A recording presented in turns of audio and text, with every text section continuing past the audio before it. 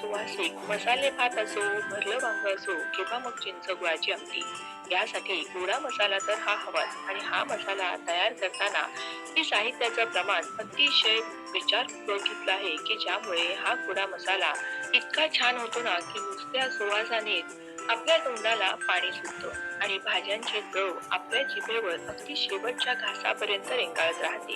कुठलेही मसाले बनवताना त्यांचं अचूक प्रमाण, त्याचबरोबर बनवण्याची पद्धत जर योग्य असेल तर तुमचा मसाला अप्रतिम तयार होतो. मी अर्धा किलो या प्रमाणामध्ये हे धने घेतलेले आहेत. हे मी घेतलेले धने इंदोरी धने आहेत. याचा छान असा हिरवागार रंग आहे, कारण जे आपण नवीन आलेले बाजारामध्ये जे ताजे धने असतात त्याचा छान असा हिरवागार रंग असतो. शक्यतोवर असेच हिरव्या रंगाचे आणि सुवासिक धने घ्यायचे. त्यानंतर इथे मी बरोबर 200 ग्रॅम हे सुकं खोबरं घेतलेलं आहे, ते किसून घ्यायचं. त्यानंतर 100 ग्रॅम तीळ घेतलेले आहेत, 50 ग्रॅम खसखस घेतलेली आहे आणि 20 ग्रॅम मीठ घेतलेलं आहे. हे मसाले आपल्याला तेल न घालता भाजायचे आहेत, त्यामुळे मी एकत्रितपणे घेतलेले आहेत. हे मी गावरान तीळ घेतलेले आहेत. शक्य असेल तर गावरान तीळच घ्या. त्यानंतर इथे काही खडे गरम मसाले घेतलेले आहेत.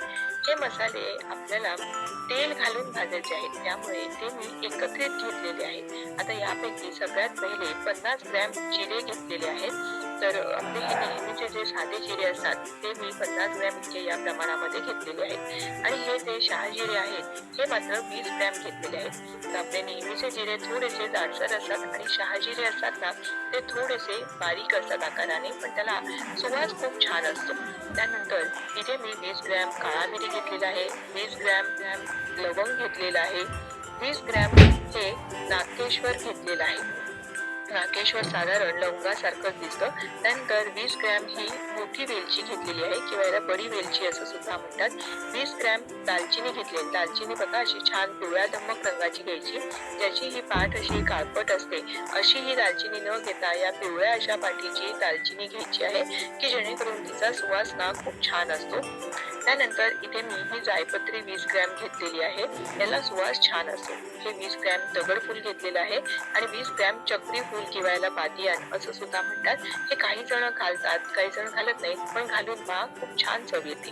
त्यानंतर 20 ग्रॅम हे तमालपत्र घेतलेले आहेत आणि तमालपत्राचे असे छोटे छोटे कात्रीने तुकडे करून घ्यायचे, म्हणजे तमालपत्र भाजायला आपल्याला सोयीचं जातं. त्यानंतर 20 ग्रॅम हे हिंग घेतलेलं आहे. शक्य असेल तर खडे हिंगच घ्यायचं आहे. जरी तुम्हाला आता 20 ग्रॅम खूप जास्त प्रमाण वाटत असेल, पण या मसाल्यामध्ये इतकं हे प्रमाण अगदी अचूक आहे, बिनधास्त तुम्ही घालू शकता. खडे हिंगामुळे आपल्या मसाल्याला अप्रतिम चव येते आणि सुवासही छान येतो. आता सर्वप्रथम आपण जे तेल न घालता भाजण्याचे मसाले आहेत ते भाजून घेणार आहोत. त्यापैकी मध्यम आचेवरती सगळ्यात पहिले मी धने भाजून घेणार आहे. आपल्याला हे मसाले भाजायचे म्हणजे याचा रंग वगैरे अजिबात बदलायचा नाहीये, तर मध्यम आचेवरती सतत हलवत हलवत आपल्याला फक्त यामधलं मॉइश्चर कमी करायचं आहे. त्यामुळे फार याचा रंग बदलायला पाहिजे किंवा फार खरपूस भाजायचे असं काहीही करायचं नाहीये. आपला मसाला वर्षभर टिकावा याकरता फक्त यामधलं मॉइश्चर निघून जाणं अत्यावश्यक आहे. मी मस्त असे हे खमंग भाजून घेतले. त्यानंतर यामध्ये मी आता खोबरं भाजून घेणार आहे. धने, खोबरं, तीळ, खसखस हे आपल्याला तेल न घालताच भाजून घ्यायचं आहे. आता खोबरं भाजताना मात्र फार काळजी घ्यायची आहे, कारण खोबरं छान असं तांबूस रंगावर भाजायचंय. जर खोबरं व्यवस्थित भाजलं गेलं नाही तर मात्र आपला मसाला खराब होण्याचं सगळ्यात पहिलं आणि महत्वाचं कारण तेच असतं, कारण खोबरं पटकन फुवट होतं. आता हा खोबरं बघा अगदी मस्त खमंग आणि खरपूस असं भाजलं आहे. तांबूस रंगावर भाजायचं आणि लहान आचेवरती भाजून घ्यायचं, म्हणजे ते व्यवस्थित भाजलं जातं, कुरकुरीत होतं आणि आपलं मुळात म्हणजे गोडा मसाला अजिबात खराब होत नाही किंवा त्याला वास येत नाही. त्यानंतर आता इथे मी हे गावरान तीळ आहेत ते घेतलेले आहेत. तीळ, खसखस, खोबरं हे ना सगळं मंद आचेवर भाजायचं, कारण हे पदार्थ पटकन करपले जातात आणि यांचा कडवटपणा उतरू शकतो. अर्धवट तीळ भाजले की मग यामध्ये खसखस घालायची आहे. खसखस भाजायला ना फारसा वेळ लागत नाही, साधारण 1-1.5 मिनिटामध्येच खसखस व्यवस्थित भाजली जाते. कारण बघा आता कढई बरीच गरम आहे. या गरम कढईमध्येच खसखस पटकन भाजली जाते. त्यामुळे लहान आचेवर मी खसखस चांगली 2 मिनिटापर्यंत भाजून घेतली. आता आपण ही खसखस आणि तीळ हे ते सर्वप्रथम हे जे खडे हिंग होतं की नाही त्याला मी थोडं थोडं ठेचून घेतलेलं आहे आणि ते तळून घेणार आहे. सगळ्यात पहिले कायम लक्षात ठेवा हे खडे हिंगच घ्यायचं आहे आणि खडे हिंग बघा असं तेलामध्ये छान फुलेपर्यंत आणि असं पांढरट रंग येईपर्यंत चांगलं परतून घ्यायचं आहे. म्हणजे याचा सुवासही छान येतो. त्यानंतर सगळ्यात पहिले आपण हे हिंग तळल्यामुळे या तेलामध्ये आता हिंगाचा सुवासही छान उतरला आहे. त्यानंतर मग आपण इथे स्टारफूल आणि ही मोठी वेलची हे दोन्ही पदार्थ ना थोडेसे आकाराने मोठे आहेत आणि त्यांना भाजायला सारखाच वेळ लागतो. त्यामुळे मी हे दोन्ही जिन्नस एकत्रित हे असे परतून घेणार आहे. याचा सुद्धा आपल्याला हलकासा सुवास येईपर्यंत भाजायचा आहे. म्हणजे फक्त मॉइश्चर रिलीज होईपर्यंत, अजिबात जास्तीचं हे भाजायचं नाही. त्यानंतर यामध्ये मी दालचिनी जी घेतली होती की नाही त्याचे असे लहान लहान तुकडे करून घेतलेले आहेत. म्हणजे आपल्याला ते व्यवस्थित भाजता येतात. हे सुद्धा यामध्ये घालायचं आहे. बादियान म्हणजे स्टारफूल आणि मोठी वेलची अर्धवट भाजली की मग हे आपल्याला दालचिनी यामध्ये घालायची. ती सुद्धा चांगली 1-1.5 मिनिट परतून घ्यायची आणि मग यामधून काढून घ्यायची.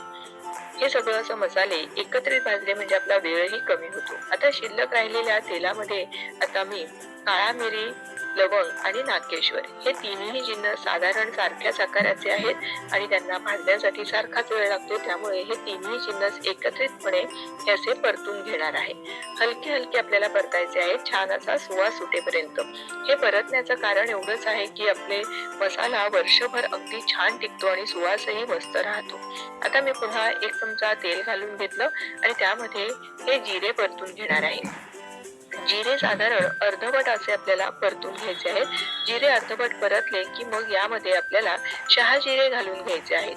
मंद आचेवर हे जिरे अर्धवट परतले की बघा आता लगेच यामध्ये शहाजिरे घालून घेऊया.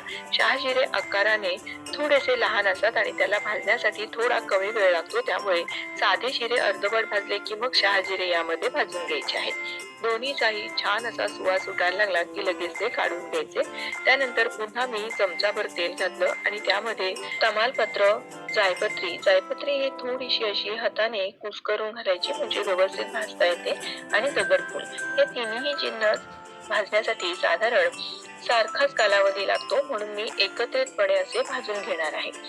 जायपत्री भाजताना ना थोडीशी अशी ही चमच्याने थोडी चुरून घ्यायची आहे. जर कुठे राहिली असेल तर म्हणजे व्यवस्थित ती भाजली जाते. आणि तमालपत्र सुद्धा आपण कात्रीने लहान लहान तुकडे करून घेतले असल्यामुळे व्यवस्थित आपल्याला ती भाजता येते. हे बघा हे जायपत्री अशी कुरकुरीत झाली पाहिजे आणि तमालपत्राचा सुद्धा असा सहज हाताने चुरा झाला पाहिजे. दगडफूल सुद्धा असं चुरून पाहायचं. असं इथपर्यंत छान कुरकुरीत होईपर्यंत मंद आचेवर हे तिन्ही जिन्नस भाजून घेतले आणि मग ते काढून घ्यायचे. त्यानंतर आता मी गॅस बंद केलेला आहे आणि गरम कढईमध्ये फक्त आपण घेतलेलं हे मीठ आहे ते असं कढईमध्ये पसरून ठेवायचं की जेणेकरून हे मीठ चांगलं गरम होईल आणि ह्यामधलं सुद्धा मॉइश्चर कमी होईल. आता आपण मसाले दळण्याची जी पद्धत आहे ती सुद्धा पाहणार आहोत.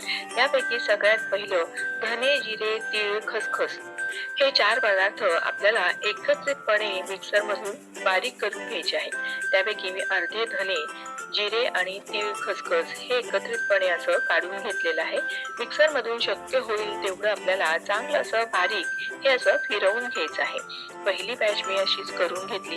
याच पद्धतीने बघा अशी अगदी किंचित असं भरड लागतं एवढंच आपल्याला हे असं बारीक करायचं आहे. फार सुद्धा बारीक होत नाही. जेवढं शक्य असेल तेवढं हे आपल्याला बारीक करून घ्यायचं आहे.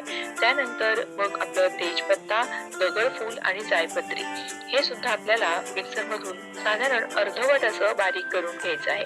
हे सुद्धा मी थोडंसं भरडसर असं बारीक करून घेते बघा. आणि त्यानंतर मग जे आपण हे तेलामध्ये चांगले परतून घेतलेले जे खडे गरम मसाले आहेत ते सगळं मिक्सर मध्ये घातले आणि या पद्धतीने अर्धवट असे दळून घेतले. त्यानंतर यामध्ये हिंग आणि मीठ घालायचं आणि आपल्याला शक्य असेल तेवढं बारीक हे चांगलं असं तळून घ्यायचं आहे. आता आपलं मात्र यामध्ये खोबरं घालायचं आणखीन बाकी आहे. त्यामुळे हे असं पहिले दोन्ही साहित्य एकत्रित आपल्याला मिसळून घ्यायचे आहेत. कारण धणे, जिरे, तीळ, खसखस याचं आपण एकत्रित दळून घेतलेलं आहे आणि बाकीचे खडे गरम मसाले हे व्यवस्थित एकत्रित व्हावे याकरता थोडंसं हा तयार केलेला मसाला आणि थोडंसं यामध्ये खोबरं घालायचंय. खोबरं सगळ्यात शेवटी घालायचं, कारण खोबऱ्याला ना खूप तेल सुटतं. बघा काय मस्त रंग आलेला आहे आपल्या या गोड्या मसाल्याला. आता सगळाच गोडा मसाला मी या पद्धतीने खोबरं घालून चांगला असा बारीक करून घेतलेला आहे आणि छान असा इथे इतका सुवास दरवळतोय काय सांगू. अगदी तोंडाला ना पाणी सुटते इतका मस्त आपला घरगुती पारंपरिक पद्धतीने तयार केलेला हा ब्राह्मणी पद्धतीचा गोडा मसाला तयार झाला आहे. जरी ब्राह्मणी पद्धतीचा असेल ना तरीही कुठल्याही भाज्या, आमटी, उसळी यासाठी हा खरंच खूप छान मसाला आहे. सौम्य चवीचं ज्यांना खायला आवडतं रोजच्या भाज्यांसाठी हा मसाला अतिशय उपयुक्त आहे. हा मसाला भरून ठेवताना एखादी स्वच्छ अशी काचेची बरणी घ्यायची, ती धुवून पुसून आणि उन्हामध्ये वाळवून घ्यायची. त्यानंतर यामध्ये हा गोडा मसाला भरून ठेवायचा. म्हणजे याचा रंग, चव, सुवास अगदी मस्त असं टिकून राहतं. नुसत्या सुवासानेच तोंडाला पाणी सुटावं असा हा आपला पारंपरिक पद्धतीचा गोडा मसाला बनवून तयार झालेला आहे. तुम्ही सुद्धा या उन्हाळ्यामध्ये हा असा मसाला नक्की तयार करून पहा आणि तुमचा अनुभव माझ्यासोबत शेअर करा. मी सांगितलेल्या टिप्स कशा वाटल्या, तुम्हाला हा आजचा व्हिडिओ आवडला का हे मला कमेंट करून जरूर कळवा. व्हिडिओ आवडला असेल तर एक लाईक करा. तुमच्या मैत्रिणींना, नातेवाईकांना जास्तीत जास्त हा मसाला शेअर करा. तुम्ही हा मसाला करून पाहिल्यानंतर मला अवश्य कमेंट करून कळवा की तुमचा मसाला कसा झाला. पुन्हा लवकरच भेटूया छानशा साध्या सोप्या पारंपरिक रेसिपीसह. धन्यवाद.